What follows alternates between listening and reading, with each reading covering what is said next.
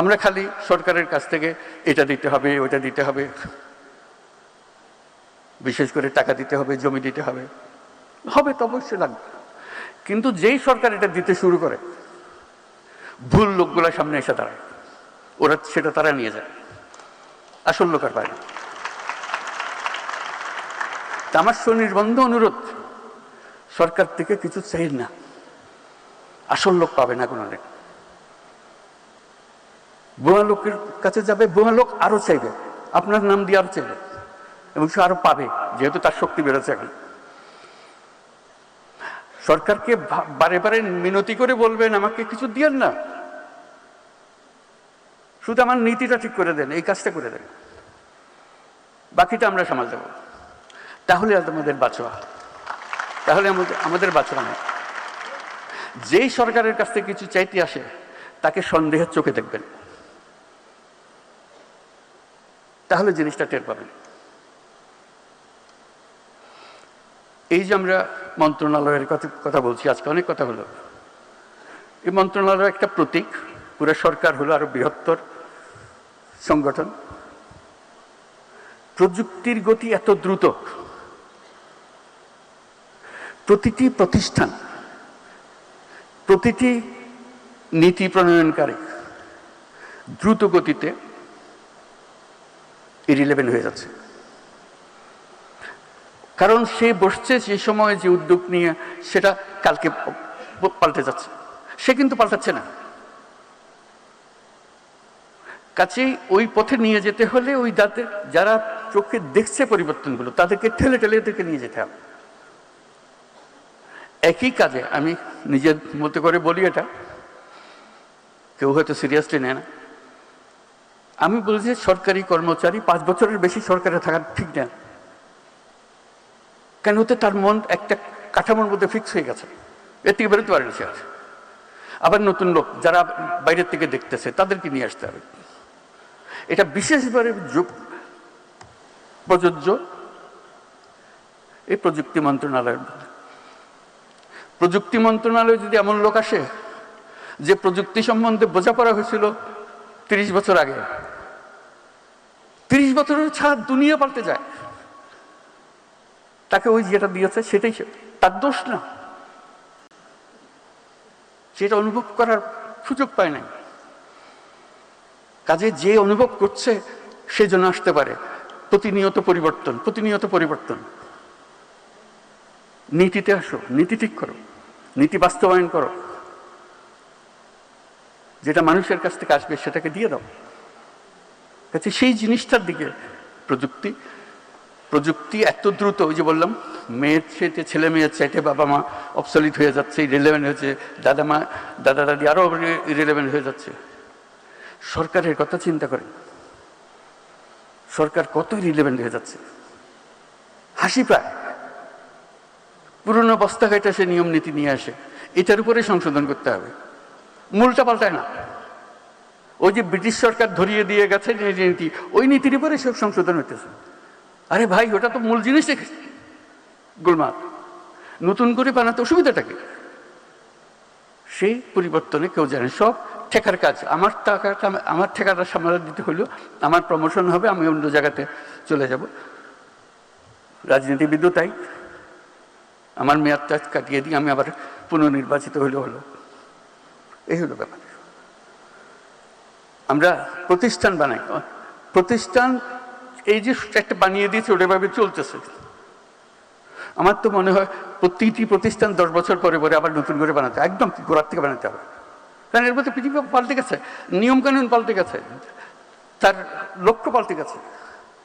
Lily beauty soap, যার anti ageing গুণ তারুণ্য ধরে রেখে ত্বকে করে উজ্জ্বল, তারুণ্যময় উজ্জ্বল ত্বকের জন্য।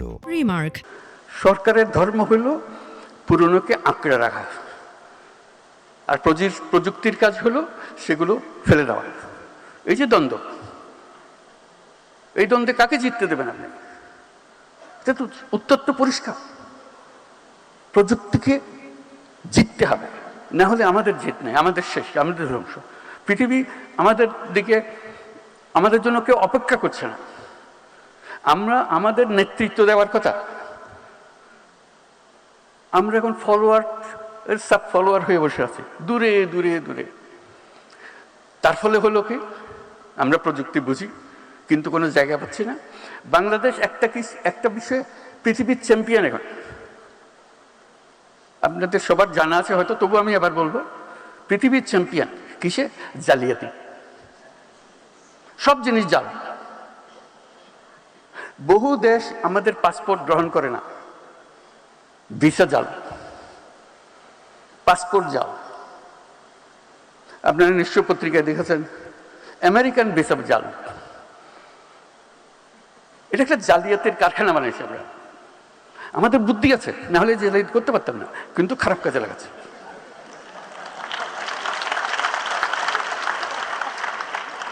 যে জালিয়াতি করতে জানে তার কাছে অনেক ক্রিয়েটিভিটি। আমি মধ্যপ্রাচ্যের একটা রাষ্ট্রের মন্ত্রীর সঙ্গে আলাপ করছিলাম। তারা বহুদিন ধরে আমাদেরকে প্রবেশাধিকার দিচ্ছে না। বাংলাদেশি কোনো মানুষ, শ্রমিক বলে কথাটা, কোনো মানুষকে প্রবেশাধিকার দেবে না। এমনকি আমি যেটা তাদেরকে বোঝানোর চেষ্টা করার জন্য সর্বনিম্ন, আমাদের যে মেরিনার, যারা জাহাজ চালায় দুনিয়াতে, should be proud of them, they are leading the industry. যে তারা জাহাজ চালায় দুনিয়ার, তারা এক বন্দর থেকে আরেক বন্দর, সেই উপলক্ষে তাদেরকে ওই দেশের বন্দরে যখন জাহাজ আছে তখন কয়েকদিনের জন্য তারা ছুটি পায়, শহরে গিয়ে একটা ঘোরাফেরা করে আসা যাওয়া করতে পারে, জাহাজ ছেড়ে স্থলে আসতে পারে। ওই দেশে তারা আমাদের বাংলাদেশি নাগরিক হলে তাকে নামতে দেওয়া হয় না। আমি শুধু মিনতি জানালাম যে বেচারা জাহাজে জাহাজে ঘুরে অন্তত তাদের জন্য একটা পারমিশন দাও। বলতে আমাদের নিয়ম তো সবার জন্য প্রযোজ্য, আমরা কি করি? তুমি আমার আবেদনটা গ্রহণ করো, শুধু তাদের জন্য দাও, আর যদি মনে করো সবার জন্য পর উন্মুক্ত করবো। তো কয়েক মাস পরে শুনলাম যে তারা মেরিনারদের পারমিশন দিয়েছে। একটা দুটো দেশ না, লম্বা লিস্টি যাদের দেশে আমাদের প্রবেশাধিকার নাই। ওই মন্ত্রী যার সঙ্গে আমি মেরিনার নিয়ে আলাপ করলাম, সে বলল যে দেখেন আপনি বন্ধু মানুষ, আপনাকে পুরো জিনিসটা আমি বোঝাবো। আমি বোঝাও বলতে, আমি নিজে গেছি এই যখন তারা আসে দেখার জন্য যে বাংলাদেশিরা রিজেক্টেড হয়ে যাচ্ছে কেন, তো নানাজনের কাগজপত্র দেখালো, শিক্ষার সার্টিফিকেট ভুল, জালিয়াত। বলছে একজন মহিলা, সে আসছে এখানে ডাক্তার হয়ে, তার ভিসা হলো ডাক্তারের ভিসা। আমি দেখে বুঝলাম ডাক্তার হবার তার কোনো ক্ষমতা নাই, তার চেহারায় বলে না ডাক্তারের কিছু আছে। তা আমি জিজ্ঞেস করলাম আপনি কোন মেডিকেল থেকে পাশ করেছেন? তখন কাগজপত্র গাইতে আর জন্য বের করে দিল মেডিকেল সার্টিফিকেট। তো স্টাফরা বললো স্যার এটা জাল, এটা ভুয়া, বাকি সমস্ত সার্টিফিকেট তার জাল। সে বললো যে আমার অ্যাসেসমেন্টে সবোধ কাজ যেটা শেষ পর্যন্ত করবে, আমি ঢুকতে পারমিশন দিলে সে গৃহকর্মী হবে, কিন্তু নিয়ে এসছে ডাক্তারের সার্টিফিকেট। কি হবে আমাদের? এই প্রযুক্তির কথা বলছি যে এই প্রযুক্তি সে জালিয়াতির কাজে লাগাবে। যদি না আমরা আগের থেকে আমাদের নিজেদের সংশোধন করি, এই গোড়াগুলো কেটে দিই। হাজারে হাজারে মানুষ, নানা ভুয়া, সবকিছু ভুয়া, পারমিশন ভুয়া, ব্যাংক সার্টিফিকেট ভুয়া, এবং আমরা ইস্যু করছি সেগুলো, এবং জেনুইনলি ইস্যু করছি। যেখান থেকে যাওয়ার কথা সেখান থেকে ইস্যু করছি পয়সা। কাজেই আমাদেরকে প্রযুক্তিতে আসতে হলে ন্যায্য জিনিস নিয়ে আসতে হবে। জালিয়াতির কারখানা, এই দেশ জালিয়াতির কারখানা হবে না, হবে না, হবে না।